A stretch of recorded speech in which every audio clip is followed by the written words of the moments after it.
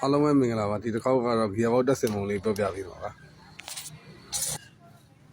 2 3မပင်နေရနော်ဒါဒီဘက်က1ပင်နေရဒါက2ပင်နေရဒါဆို3ပင်နေရဒါနံပါတ်4ပင်နေရနော်ဒါပင်နေရနေဒီဘက်က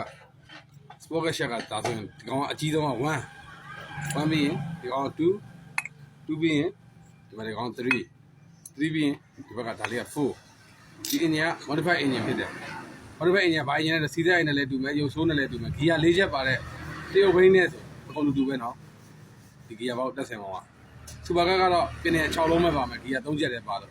ဒီကောင်ကတော့ဂီယာ4ချက်ပါတယ် free ချက်နဲ့ဆို5ချက်ဖြစ်မယ်ဒီကောင်ပင်နေ4လုံးပါတယ်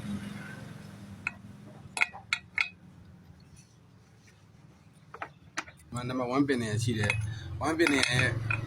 1ပင်နေမတက်ခင်မှာဒီမှာပေါင်းလေးတစ်ခုပါရယ်เนาะအဲ့လေးတက်မယ်တက်ပြီးဒီမှာပင်နေလေးတွေကြည့်လိုက်ဒီမှာမောက်ခုံလေးလည်းရှိတယ်ဒီဘက်ဆိုဒါမောက်ခုံလေးဒါပက်လက်ကလေးဆိုဒီလိုတော့ထည့်လိုက်ရင်ဘယ်လိုပြတ်မလဲဆိုတော့ဒီမှာဒီကမရှိဘူးခါလေးမတက်ကြရတာဒီမှာအဲ့လိုဖြစ်နေတာเนาะဒီကောင်လေးအဆုံးဒီဖိလိုက်ဒီကောင်လှည့်ကြည့်မရဘူးကောင်လေးမောက်ခုံလေးထည့်ရမယ်เนาะဒီမှာဒီဘက်ကအစားလေးရဒီကောင်လေးဘိန်းလေးနည်းနည်းတန်နေရဆိုဒီစားလေးရသိမပေါ်သေးဘူးအဲ့မှာတက်လိုက်ပါတက်ပြီးဒီမှာချိတ်ကြည့်အဲ့ဒါကြီးချိတ်ပြီးဒီမှာဖောင်းလေးတစ်ခုထည့်ရနော်ဒီဖောင်းလေးထည့်ရနော်ဖောင်းလေးပြီးရင်ဒီမှာပင်နေရလေးမှခုံလေးထည့်မယ်နော်ထည့်ပြီးရင်ဒီမှာဝါရှာပြဒီဘောက်ထဲမှာဒီကောင်အကြီးဆုံးပဲဒီဝါရှာနော်အဲ့လေးခံမယ်အဲ့လေးခံပြီးရင်လည်းကင်ထားအောက်ကလည်းထိတ်ပြီးတာဒီမှာသတိပင်နေတက်တဲ့အချိန်မှာဒီမှာဝါရှာလေးတစ်ပြားပါရနော်ဒီဝါရှာပြားလေးတစ်ပြားထည့်ရမယ်နော်ဝါရှာပြားထည့်မယ်ပင်နေတစ်လုံးယူမယ်ဒါကနံပါတ်3ပင်နေဒီထည့်လိုက်ပြီသူ့ရဲ့အပေါ်မှာလည်းဝါရှာပြားပါမယ်နော်ဒီဝါရှာလေးကီးလိုင်းလေးနဲ့ထည့်ပြီးနံပါတ်4ပင်နေတက်မယ်နံပါတ်4ပင်နေပါတယ်နံပါတ်4ပင်နေမှာတောက်လေးတစ်ခုပါသေးရနော်အဲ့တောက်ကလေးကဆိုင်က speed နဲ့စီးနေ engine နောက်က sport ရှက်လဲနေတဲ့အချိန် speed နဲ့စီး engine ရှက်လဲနေတဲ့အချိန်ညဒီကောင်4ကနေရှေ့ဆက်နေ free မဖြစ်အောင်လို့တောက်လေးပါတယ်နောက်မိတ် level မှုရက်သွားတဲ့အချိန်မှာဒီကောင်လေးကချော်ပြီးတော့မှနံပါတ်4လေးကပြုတ်ပြီး free ကိုဝင်တာနော်ခုပင်ရပေါ်မှာဒီမှာရှားရပြပါမယ်အဲဆိုရင်ဒီဘက်တစ်ထွေးကပြီးသွားပြီနော်ဟုတ်ခုပင်ရရှက်ခုပင်ရအကြီးရရှက်ဒီဘက်ကကျတော့သူ့ရဲ့ဆန့်ကျင်ဘက်ဖြစ်သွားပြီဒီဘက်ကပင်နေအကြီးတွေဖြစ်တဲ့အတွက်ဒီဘက်ကအသေးလေးပြန်လာမှာနော်ဒါ1ပင်နေဒါ2ပင်နေဒါ3ပင်နေ3ပင်နေပြီးဒီကောင်ကဝါရှာလေးတပြားပါမယ်နော်ဒီကောင်ကကလေးလေးနဲ့ကောက်တယ်ဒါလေးဖြုတ်မပြရတော့နော်တက်ပြီဝါရှာလေးနော်ကီးလိုင်းပါနော်ဒီဝါရှာလေးကအသေးလေးနော်သူဖစ်ဆိုင်လေးကွက်တီလေးတက်ရတယ်ပြီးတော့ရိုးပင်နေတယ်မှာ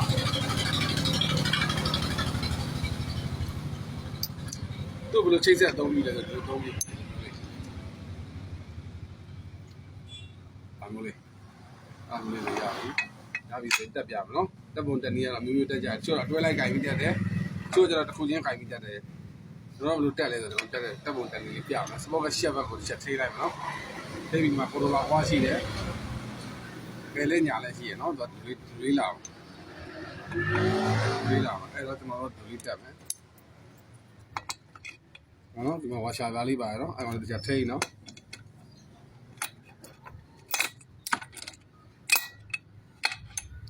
ထိပြီးကိုလိုလာကွာလေးကိုပေါ်ဒီမှာတင်လိုက်မယ်ဟုတ်တယ်ဒီမှာနံပါတ်4ပင်နေဒီမှာနံပါတ်3ပင်နေမှာဒီမှာကောင်လေးကကွန်ထရိုလာလုပ်ပြီးတယ်ထက်အောင်ဒီကချိန်ပြီးတဲ့ဟာလေးပါအဲ့ကွာလေးတက်အောင်ထက်ထိလှည့်တယ်လားဒီသွားရနော်ဒီမှာ4ပင်နေဒီမှာ4ထောက်လေးပါတယ်ဒီမှာအဟိုက်လေးပါတယ်ကွန်ထရိုလာမှာဟိုက်လေးတော့ရအောင်ထည့်ပါအဲ့ဒါပြီးသွားရနော်ဒီအောင်တက်စင်လို့ပြီးသွားပြီပြီးသွားရင်ပါလာမလဲkit supply လာkit ပင်နေရလာမယ်ဟုတ်လား kit တက်နေနေချိတ်ပင်နေကောင်းဘယ်လိုလုပ်လို့ဒီမှာဒီတက်လေးကဒီဟာလေးနဲ့ဝင်တယ်ကျွန်တော်ဒီမှာစံနှုန်းပြီးတော့ဒီမှာ supply နဲ့ပြန်ဆွဲရတော့ဒီကောင်လေးက follow free လေးဖြစ်သွားမှာနော်အဲဒီကောင် kit နေတဲ့ခါကျရင် kit ကနင်းလိုက်တဲ့ခါကျရင်ဒီ R line လေးအောက်ကိုပြေးကပ်ပြီးတော့ဒီဟာဘောင်းနဲ့တွဲပြီးခိုရှက်ကိုချိတ်ခိုရှက်ကတော့ကိုင်းကိုပြန်ချိတ်ပြီးကိုင်းကိုလေဆက်နိုးသေးရနော် kit နေတဲ့ခါကျထည့်မယ်နော်မနော်ဒီတက်ကလေးဒီထဲဝင်အောင်ထည့်နော်ပြီးရင်အားကုန်ပြီးရင်ဒီမှာဒီကောင်လေးကိုကတ်ထားကုန်ပြီးရင် grind ထည့်မယ်နော် ခိုင်းတဲ့တူနဲ့ထုမထင်းနဲ့ตาလေးလှည့်ပြီးချက်အဲ့ဒါဝင်သွားမှာ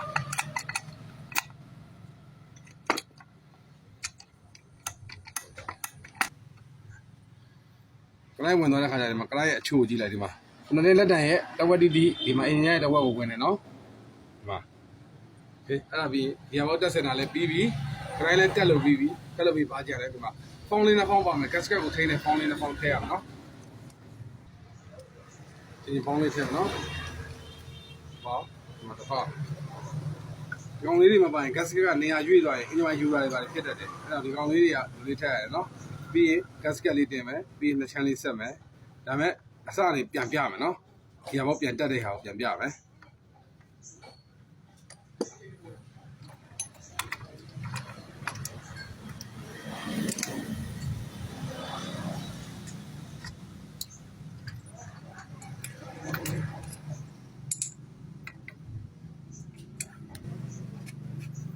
စပိုကရှက်ဘက်မှာ2-3ဘောတစ်လုံးပါမယ်ဒီဘက်ကခွေပင်ရှက်ဘက်မှာ6001ဘောတစ်လုံးပါမယ်ဒီကောင်6001ဘောနော်ဒီကောင်2-3ဘောနော်ပြီးရင်ဒီဘက်ချမ်းမှာကျတော့စံချိန်ဘက်ဖြစ်သွားပြီဒီဘက်စံချိန်ဘက်ဒီကောင်ကျတော့ဒီမှာခွေပင်ရှက်ဘက်မှာ2-3တစ်လုံးပါမယ်ခွေပင်ရှက်ရဲ့ဒီဘက်ဘေးရဲ့စံချိန်ဘက်ဒီဘက်ကစပိုကရှက်ဘက်မှာဒီကောင်2-1စစ်2-1ဆိုတဲ့ဘောတစ်လုံးပါမယ်နော်ဘောလေးလုံးပါမယ်နော်ဘီယာဘောကိုထိန်းချုပ်တာဘောလေးလုံးပါမယ်နော်ဒီပြတ်တက်ပြမယ်နော်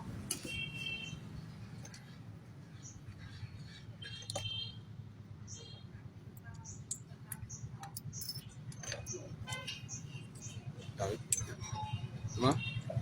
ဖောင်းလေးထည့်မယ်နော်ဖောင်းလေးထည့်ပြီးရင်ဒီမှာဝမ်းပင်နေရလေးနော်မောရကလေးထည့်မယ်နော်ပြီးမကြော်လေးထည့်မယ်နော်ပြီးရင်သူ့လေးကင်လိုက်သူလေးကင်ပြီးဒီမှာခွာလေးနှစ်ပတ်ရှိတယ်ဘယ်လဲနဲ့ညာလဲရှိရနော်ဒီလိုက်ဒီဘက်ခွာလေးတော့ထည့်မယ်ထည့်ပြီးရင်ဒီမှာဝါချာလေးကင်ပြီးဒီမှာထည့်ပြအောင်နော်ဒါနောက်ပုံစံမျိုးရပြီအဲ့တော့ထည့်ပြီးခုနကခွာလေးပေါ်ဆွဲတယ်ပြီးရင်ဒီမှာ1 2 3ပင်နေလာမယ်ဒီပင်နေလာမယ်ဆိုရင်ဒီမှာဖလစ်လိုင်းမှာလည်းဝါရှာလေးပါပဲထပ်ထည့်မယ်ပြီးရင်ဒါလေးတို့ထည့်မယ်နော်ပြီးရင်နံပါတ်3ပင်နေပြီးရင်ဒီမှာဒီကောင်လေးလာမယ်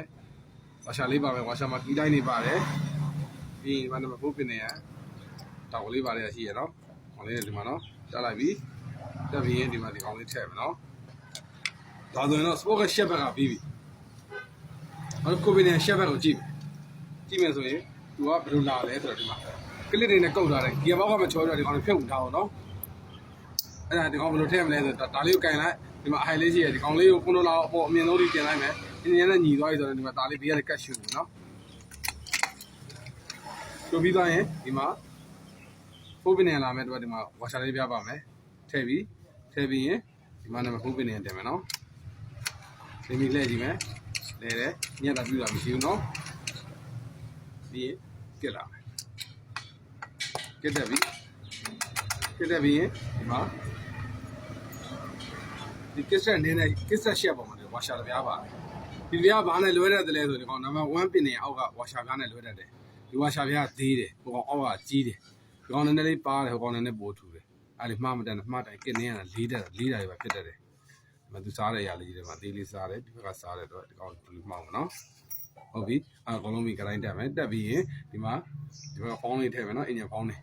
တက်ပြီးဂတ်စကတ်ထည့်မယ်ဒီမှာဂတ်စကတ်လေးစုပ်မယ်နော်သူဖောင်းလိုင်းလေးတော့တက်အောင်ထည့်နောက်ပေါက်ဒီကွက်တိကြသလားမကြသလားကုန်လိုက်ကြည့်ကြာရင်ဆိုရင်ဒီကောင်မဖျဲသေးနဲ့အောင်နော်ဒီအဆက်ကလေးအလကားလုပ်ပြီးတော့ဟာရောပေါ်လန်တော့တွန်းသွားတယ်ဖြစ်မှာဆိုလို့ဒီကောင်လေးကိုနှစ်ချမ်းသက်ဆက်ပြီးနှစ်ချက်ပြီးမှဒီကောင်လေးကိုဖျဲမယ်နော်ဟုတ်ပြီချမ်းသက်တက်မယ်အလုံးစုံကြည့်မယ်ဒီမှာဝါရှာလေးပါမယ်ပုံစုံပြီးတော့ဒီတက်ကလေးကိုဒီထဲထည့်ဖို့မမေ့နဲ့ဟုတ်ပြီပြီးရင်ဒီမိုင်းလေးနဲ့လောင်းမယ်ကိုင်းကိုစီလေးနဲ့ကျွေးမယ်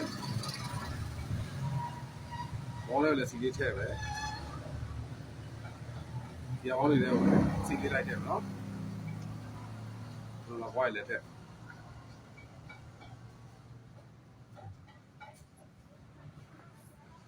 လုတ်ပြီးဆိုရင်ဒီဘောလေးကိုစီလေးနဲ့တော့မယ်အင်ဂျင်နဲ့ဝင်လွယ်အောင်ဟဲ့